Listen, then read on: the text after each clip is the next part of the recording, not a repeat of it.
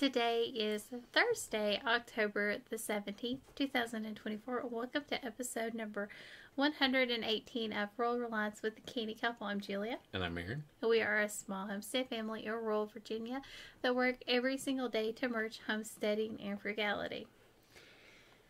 So, it's fall. It's fall. Actually, I feel like we're on the cusp of winter at this point. Very true. So, I hope we can get a lot of this stuff done before we have snow on the ground. Well, it is projected that we will have a milder winter this year from the Farmer's Almanac. This is a projection. We've seen a couple different articles that says we might have a milder winter. We're going to see. I don't trust anything that says they can predict the weather, 6 months out. Just saying. Well, Farmer's Almanac would have been like a year out, but we'll go with it. They put them out a year earlier. Yeah. So, but it is fall, and we want to talk about what we're doing on our homestead. This is really just kind of a place where we get together, we talk, we have ideas, and we want to hear your ideas. So if you have anything special you're doing on your homestead, or even your basics, leave those down in the comments below, or you can send us to our email. Yep. So, we had a lot of goals we were trying to accomplish this year. But once we started getting into the year this year, we realized that we had way too lofty goals. Well, not just lofty. Too many. We have to get through this maintenance area. We do. And what has happened is, as I'm getting into and I'm working through and getting us back to where we needed to be, it's taking all of my time to keep us there. Yeah, that's very true. It really is. It's taking all my extra time. So we can't keep that up. So our goal here, especially this fall, this winter, is to push forth and make sure we're ready for next spring where we can really start growing. And to maybe stop some of this maintenance. Yes, that's the goal. We're cut down on some maintenance. Some maintenance is getting cut out, and we are going to make life so much easier on all of us. Right. That's the goal here. Make it easier on all of us. So, one of the things that we are not doing this year is we are not doing a fall or winter garden. Which is the first time. No, we didn't do it last year. We couldn't do it last year. Oh, we had so many pumpkins and stuff. We had so many pumpkins and stuff. There was just no time. Right. There was no time, but we had stuff, later last year. We did. So this year, normally we would do turnips. We would do maybe another round of carrots, anything like that we would try. But for this year, we just decided we didn't have the bandwidth to handle that. I didn't have the bandwidth to handle that, to add that in. Now, we're still harvesting. Actually, I just harvested most of what was left of our garden. Because we're supposed to get down to 32 tonight. So we're trying to get everything we can that we can preserve. And we even took all of our pepper plants in those buckets, and I brought them underneath the carport in our covered section. Yeah. It's got like a plexiglass on one side, so it should be protected from any frost. And because there's still lots of peppers, like we can pull them and they will eventually turn, but they could also rot. So we're going to see what we can do. We'll baby them for the next couple weeks. Right. We got so much Tabasco that's about ready to turn. So many Tabasco. But the thing about those, they've been ready to turn for a long time. They're very slow. They are taking forever. But I went out a couple weeks ago. We had banana peppers, and those plants hadn't produced in weeks, maybe a month. And they were like this long on them. I mean, it was crazy how big some of those were. And we also have some cayennes that are every bit like that length, that are green. No, we can pull them, but we would prefer to try to let them start to turn red on the vine, though we can finish up otherwise. So we're getting our garden ready for bed. Most of the fence stakes up, the fencing rolled. I've got most of that done. And there's some artichokes cut down earlier than normal. Yep. We cut those down. They were already starting to die off. The wind from Helene did some pretty big damage to those. It really, I mean, that's what took the most damage from anything we had, was that and some shade cloths. Yeah. We had some shade cloths that didn't make it, which is what it is. I mean, the ones that didn't make it were smaller. They were much smaller. And we probably didn't have those as secured. They need a few more fence posts on that area. Yeah. So that's one of the things we'll be doing while everything's going to bed right now. We're getting ready to weed eat and get all of the weeds down. And my plan is actually take them to our chickens. And I know a lot of people say, don't do this. Some people say, do this. Our chickens turned this stuff into nothing. Yeah, they like picking at it. They loved picking at it. I did it with all of our raised beds. They just tore into all these weeds. I mean, you can't even tell. And I had a huge amount in there. So we're putting all the weeds in there. All the sweet potato vines. We're just giving them everything right before winter hits. The duck coop. That's a big one. We that is one of our goals to make progress on, but we are trying to wait for some Black Friday deals. We and are, some stuff and I here. don't know if it's going to go on sale. If it doesn't, we've got the cash to get the coop. I need to remeasure how big we can go with this, because I want to go as big as possible with it. I've been trying to do my research on what type of coop enclosure I want for them, and I'm really thinking it's called omelet. Is that the one? And I'm thinking of like I thought it was like egg something. I thought it was omelet. I can't remember. One of the two. It's one of them. But it's more of like a insulated plastic enclosure, in that for our area is a much better option than trying to build something for wood. And I'm also thinking ducks are missing. Right. She's thinking about the cleaning. I'm thinking of the cleaning, because our next chicken coop is not going to be what I'm dealing with now. You want something that can be cleaned. I want something that it's not nearly as difficult. It doesn't take as much of my time to take care of it. Right. And he understands that. And it's easier for me to manage. So for the ducks, I'm looking at that and trying to figure out which way we want to go. I have also looked at some dog houses. I know a lot of people use dog houses for their ducks because they're low to the ground. But my problem is finding them that it's easy to take apart or easy to clean up. That's becoming my issue. The ones that are big enough and that are made of plastic, they're not made to come apart, because these big dogs would take them apart. I don't have to worry about that with a little duck. True. And if I'm going to spend $600 on a doghouse like that, I'll just spend the extra money and get the coop. Yeah. That's easier to clean because it has trays that pull out. Right. So that's my thought process on it. But we are doing our research, trying to figure out what we need. We know exactly where it's going to go, how we want to put it together, how we're going to build it. We're going to keep it basically the same way we did the chicken coop with the fencing. There are a few things that I'm going to be adding to this area that I don't have around my chicken coop that will eventually be going around the chicken coop. A place to keep their feed is one. Needs to be near the coop. Another one is an opening. But bear-proof. Another one is I need something to open up from the outside that's not the door, to throw scraps in the middle of the actual run itself. Now I have to kind of get into the coop. I wish I had built in the roof like a little door to slide up so I could just dump them in and come back out. Yep. So we're going to be doing that. But we're really looking at this. We need something that's going to last a long time. It's not going to rot because it gets wet and muddy and dirty, because we know ducks are very different than chickens. Right. Their needs are different. What they like to have is different. So we're really trying to build something that's going to last and also protect them. We have the fenced-in shed and lot area. So this one is like, it needs a little bit of work, but then it's ready to go. This is the wood. No, this is the lot. Okay. That section. Oh, for the turkeys. For turkeys or chickens, whatever we're going to put there. Yes, I mean, the only thing we really need to do is we need to clear out some weeds, Get the fencing up there, because we had fencing in the middle of it to do a separation. We don't really need that now. That's extra fence posts we could take somewhere else. True, and we need to make sure the walkways up into the area, we probably need something else there. And probably smaller enclosure. Yeah. And then we'll have to update the inside for birds.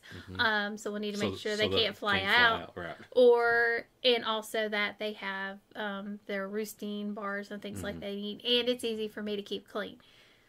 Key. this is key. I have to have things that are easy to keep clean. It needs to be in and out for me to go. So I'm really thinking about that. But I'm also trying to think of water. So I'm thinking we need to build up the roof or something, like on one side, so we can get more water to come down for more water storage. And we might not even have to build it up that much, but we might need to put some wood because it is a bit on an angle. Mm-hmm. We can't help it here. It's really hard to get anything level. Yep. Like, there's no flat area. There's no flat area. Like, there's areas that are kind of flat, but you're going to have to dig down like 5 feet to get it flat. Yeah. So we sort of just have to work with what we have. But the fenced-in area was already there when I came along. Mm-hmm. We updated it, expanded it a bit. And it's going to be perfect for turkeys or chickens. Mm-hmm.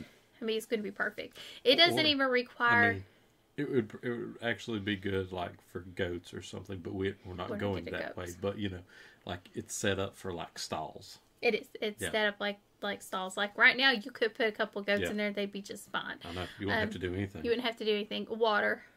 Fix a more, like, a bigger watering thing for goats, I would think. Depends how many you have. Depends on how many you have. But it's a really great area. I don't even think we would have to animal proof the outside of it because it's animal proofed on the inside. Yep. Yeah, so true. We won't even have to put fencing around the outside. It would be very hard. It would be very hard for something to get into this thing. The only thing is there's 2 sections in the top that's maybe a 3x3, 4x4 that we don't have covered up. Might need to put chicken wire around them. We'd have to put something there so nothing flies out. Yeah. From that perspective. I'd be more worried about something flying in like a hawk. Yep. Exactly. That would be my bigger concern. Or a raccoon getting in. Right there, yes. Those would be the 2 biggest issues. Yep.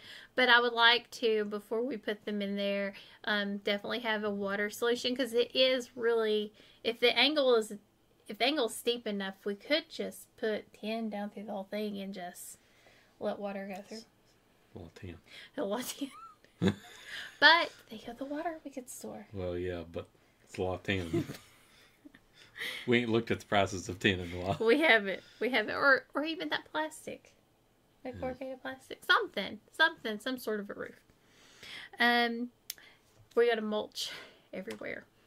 So, we do have a lot of mulch from where... I don't know if it's going to be enough. That I don't know either.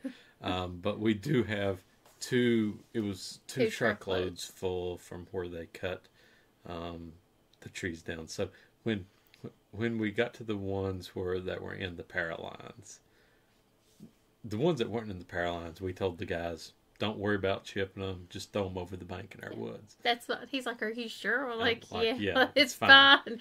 It's so steep. You can't do anything with that area. And because it costs more. But with the power company, yes, chip them up and you can dump them right there, type of thing. We had them chip what they could chip. Yep. And they put 2 full loads there. 2 full loads. Yeah. So that's what we're going to be using as our mulch. Right now. Yeah. We're going to take it as far as we can. We have the area behind the chicken coop in front of the garage. The entire back end has to be mulched. That's taking up so much time weed eating. We need to mulch around the front of the chicken coop where I'm having to spend time weed eating. We need to mulch the small garden area. That's going to have a huge amount of mulch going into it. Because we're trying to get the poison ivy down. Trying to get the poison ivy down. And also, poison ivy is becoming as much of an issue right now as the blackberry vines.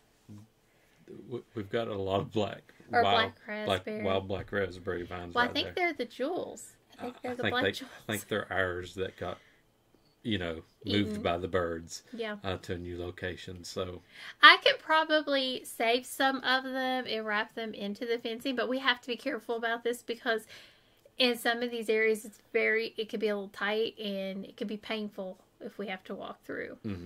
And where they're at is it's prone around it. That's where the poison ivy likes to grows. likes to grow so much. So if they have to go, they have to go in that section right there. I will say, you know, we've talked about, you know, a lot of the poison ivy on the property before. After we got rid of those trees, we've gotten rid of... killed a bunch. All that poison ivy's pretty grown, and grass came up in the spot. Yeah, so what we're going to do, that area, this is like probably 2 years down the road. Probably it's not happening. We would hope to start it next year, but we're going to have to see. Mm-hmm. But once we get our fence up, we're going to be building multiple beds and putting blueberries down the side of there. So we're going to extend our edible areas. It's going to be really great. It opened up like 10 feet. About 10 foot. 10 foot wide, and how long? It was like 60, 70, 80 feet long. I mean, it's pretty long. It was more than that. It is more than that. It was way more than that, yeah. Yeah. Because that was...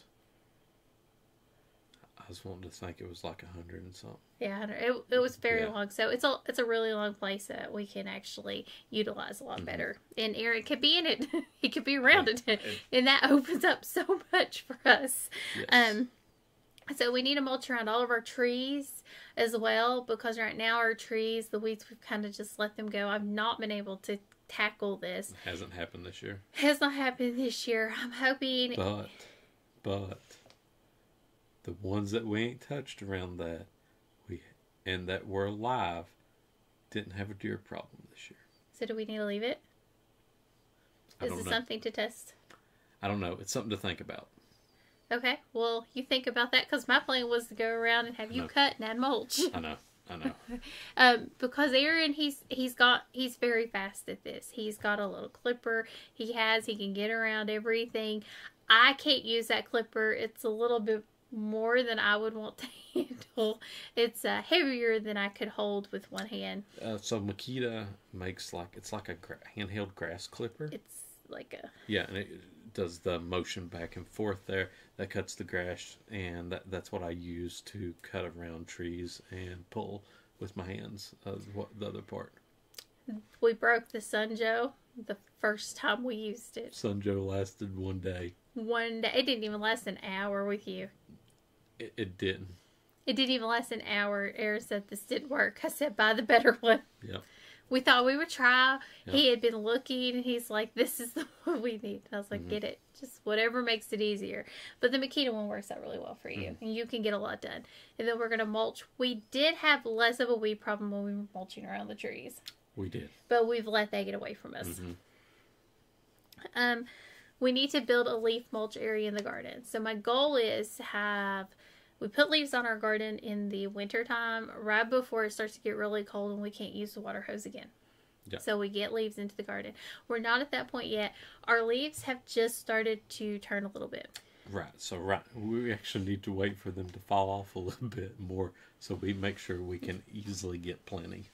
Yeah, and I'll do a video, show you some easy places to get leaves if you live in a rural area that's not really hard. Actually. It's a good video because a lot of people don't think to go on these places. So I'll do a video and show you. But yeah, my goal is to get enough leaves for the garden, but also to have a bunch to actually put into an area and let it start breaking down for leaf mulch in the garden. Yeah. I want this actually inside of our garden. So we've started saving newspapers. We've been saving cardboard to put in these areas that we know need to be heavily mulched. But for our garden area around our plants and things like that we're putting in, I really want to use leaf mulch as much as possible. And I know I might have to use some newspaper as needed. I've got to do something for the weeds. Also want to use clover in our rows, but I can't just depend on the clover to outcompete. We have some crazy weeds. I mean, right now they're probably 2 feet tall in the garden at least. Foot and a half maybe. They come up to my upper thigh. You're not as tall as you think. I'm not tall. I know I'm not tall, but they come to my upper thigh. So we really have to work on that. I know where our tomatoes are doing the best. I can't believe they did good here. These Tommy Toe tomatoes, these spoon tomatoes, they grow. And if you were looking for a producer for tiny tomatoes, it was the spoon. The spoon from Baker Creek. They will produce. But I'm going to tell you, them things are a pain in the butt. To pick. Not just to pick, to clean. You're not the one that has cleanup. Well, that's true. They're so tiny. So tiny. And I've got a little hand. So it takes like 20 to fill my hand up. But then you have to pick the stem off. And it's just, I spend more time on those than I do all the other tomatoes. These were a free variety that they'd sent out this year, too. And I planted a bunch of them. I didn't think they'd do anything. They didn't look like they would do anything. I'm not even joking. I probably had way too many seeds in the pots. Like, way too many seeds in the pots. And these things are probably got 10 feet tall. Yeah. At least. Yeah. Because we keep... I keep laying them on top of each. Laying her.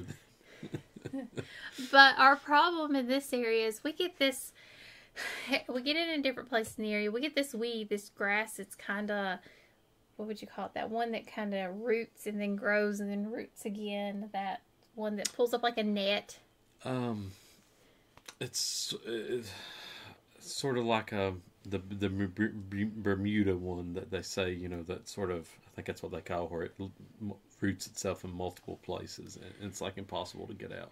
So this year we're going to not just use the black plastic. Before we do it, we are also going to be solarizing a lot of these beds. Mm-hmm. We're also replacing some beds that we have.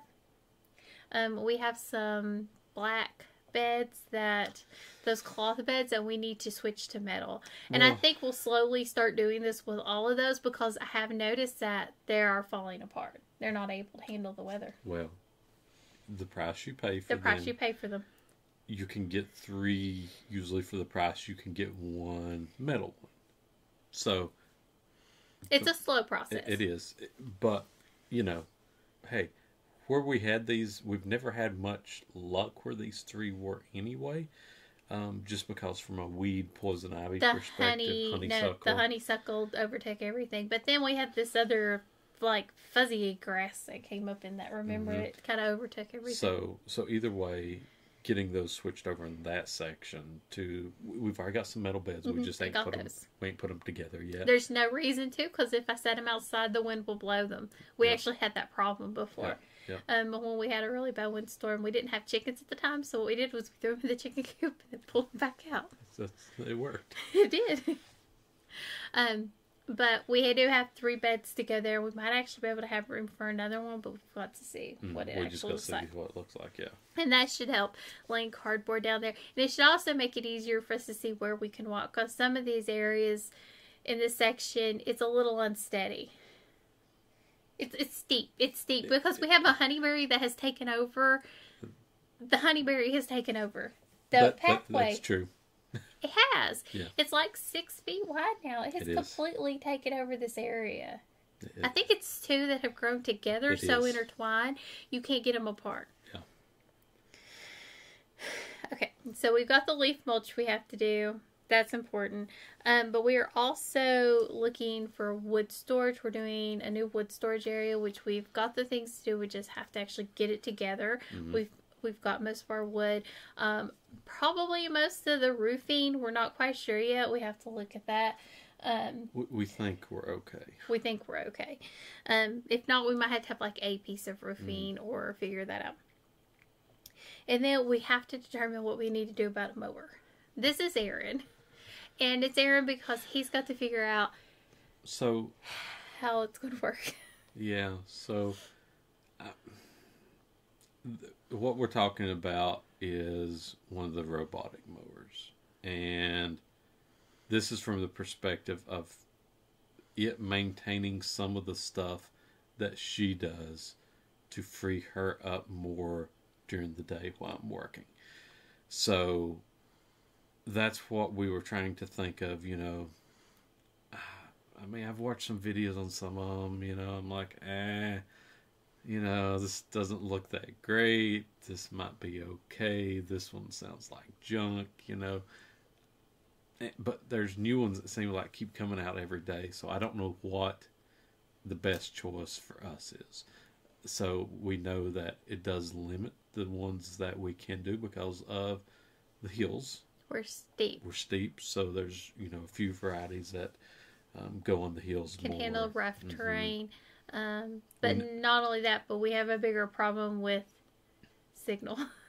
Well, exactly. So here's the thing too. What do they run off of? Do they run off just their base and how far they can get from the base? Some of them just run off Wi-Fi. If they run off Wi-Fi, we don't have Wi-Fi coverage all in the areas around we need to get to. No. So it's still some research and Figuring out what we can do. Yeah. Because if it's something that we find, and we find one that does run off of Wi-Fi, then Aaron's got to figure out how to get Wi-Fi, if we can get Wi-Fi to these areas just for that. We can. It's just work. Yeah. It could be difficult. It could be difficult.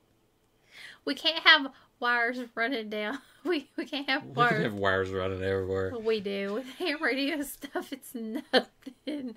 It's nothing. He still owes me some rose bushes. I might make it gojis. Huh? I might make it, or not gojis. I was going to say, you want more gojis? Well, yeah, so you can pick them. I don't pick the gojis. She hates picking the gojis. I don't pick gojis. I'd rather pick anything else. Aaron picks the gojis, and I could pick something else. Yeah. We're also really focused right now. This is one of my big focuses on canning. To get a lot of our food canned. We are getting our freezers emptied out as much as possible. We talked Shelf stable. And we're finding it works really well for us. It does. It has worked really well for us. This week I actually made a sweet potato breakfast spread. That was different. But it's good. It's good. It's good. It's a lot sweeter than you think it would be, though. It is. It's very sweet. And it's really good. The little one liked it. She kept calling it pumpkin bread. It's not pumpkin bread. Well, that's what we usually have. It's what we usually have. But it's sweeter than the pumpkin bread. It is. Even. You tell the sweet potatoes in it. But we've really been focusing on that to get as much stuff shelf stable as possible, just for the mere fact that we don't want to have to stress about keeping freezers and refrigerators running. Well, and the more we can, the less we have those going, which equals less electricity costs at the same time. And my electric pressure canner, not cooker, canner, does not pull that much electricity. Right. Not really. So I've actually practiced water bath canning in it just recently. Did some peppers. I had a small batch of peppers I needed to run for Aaron before they went bad. And if that works for us, it means I can actually start canning our blueberries and things like that earlier in the season. And it's not near as much work. And not having... Use the freezer. Well, not use the freezer and not have the beast going, the big Amish canner going and eating the house up so much. Right. Which is important. So I can get 8 pints, depending on the mouth size. I've been focusing on regular mouth, but if I can use like 7 regular mouth and 1 wide mouth with it, or I can get 5 quarts, which is fine for our family. I know a bigger family would struggle with that. Right. But we're a small family, so it works for us. We're also getting more of our house preps in place, something we've both been focusing on. And some of it comes from the hurricane, but some of it comes from our lifestyle in ways that we're trying to reduce the amount of electricity we use, have things that save us more money. Like one of the things Aaron's been doing a lot of research on is heaters. Gosh, there's this one in the UK that I keep saying, hey, you sure you don't want to open up a store in the US? So it's like the electric cast iron radiator heaters, but they make them into water that has like a heating element that goes into it, and it plugs in. And one of their ones, 300 watts. I'm like, wow, definitely want that. But we have found some 500-watt heaters, and we do have a wood stove, but the back part of our house and our basement are concerned. We have to make sure our pipes stay warm. And we know how much the heat pump uses. We know how much heat pump uses. Our bill will double. When it's turned on, yes. It will double. I mean, what was this month? It will probably almost triple. We've not Yeah. seen it with the price increases and the new price increase they just sent. True.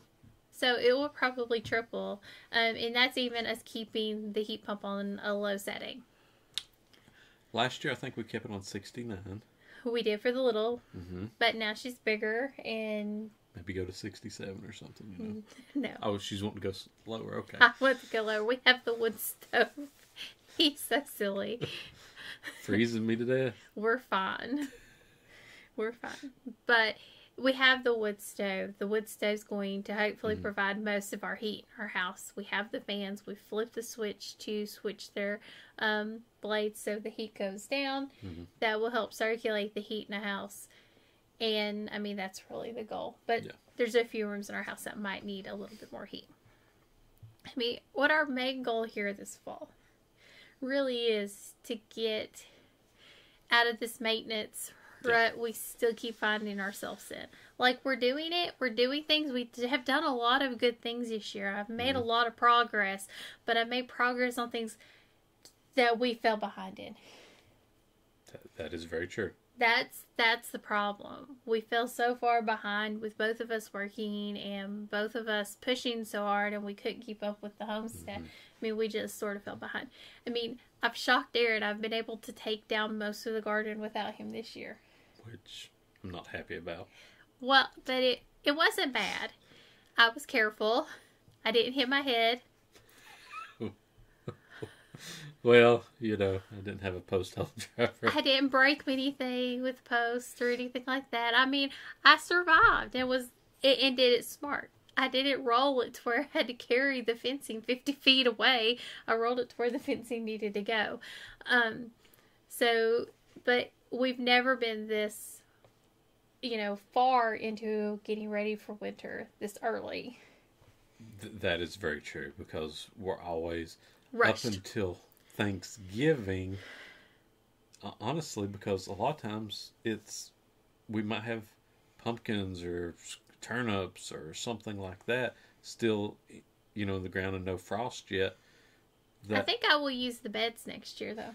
For those kinds of things. I don't know if I will put them in the garden. I might just, in the garden? Like, if we had pumpkins or something like that, we would leave them. But if I was going to plant a fall garden, I would just plant it in the raised beds. Probably so.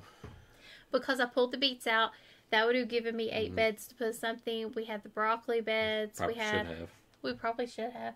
And I just didn't think about it. But we definitely do have other options, and we can get the big garden ready for the next and get it put to bed. And because it's helping. It is. It's helping a lot. And it gives us a chance to get more weeds, more stuff to give to the chickens. Because they go crazy for that stuff. Yeah. Ours go crazy for just about everything, though. I mean, they don't like potatoes unless they're cooked. Like, cooked potatoes. They don't like potato skins, but I think that's most chickens. So, what do you think is, like, we're going to have the most success in this fall? I'm hoping it is the mulching of the areas, because I think it's going to be such a top priority to try to control some of these weed areas and get down the poison ivy, oak, or whatever, in those areas, so that we don't have to deal with that next year, and hopefully so that we don't spray any vinegar on. They lived. They did live. They all lived. But I think that's us, about what we had the most success. I know that's where we need to have the most success. That's it too. It really is where we need to have the most success. We need to get that area down. We don't know quite where we want to start focusing, but definitely getting all these areas down where it requires so much of my work, so much of my time, and maybe I can get a weed eater to last more than 2 years. I would say canning is really important for me this year too. Yes. But we will start having our Saturdays back. We won't have to go picking on Saturdays. So right now, a lot of our Saturdays have been working towards our side hustle. Aaron's been doing great sourcing stuff, but it also kind of hampers what we could do during the weekend. Yeah. So I can put him to work moving mulch. so she can put me to the harder work, you know. He doesn't want me doing it. I don't. He does not want me doing it. I will do it. That's what I'm afraid of. I can't carry 2 buckets up the hill. I can do 1 bucket at a time, but I can't carry 2. And I will do it. But he will be mad. Yep. Yep. So. Well, if you got any comments, questions, anything you want to hear in a future episode, you know, you can either leave it down below or send it to thecannycouple@yahoo.com. And make sure to go over and check out our link tree, which has links to all of our other content. And as always, thank you for joining us on Rural Reliance with the Canny Couple, where we work hard, live simple, and enjoy life. Have a wonderful day.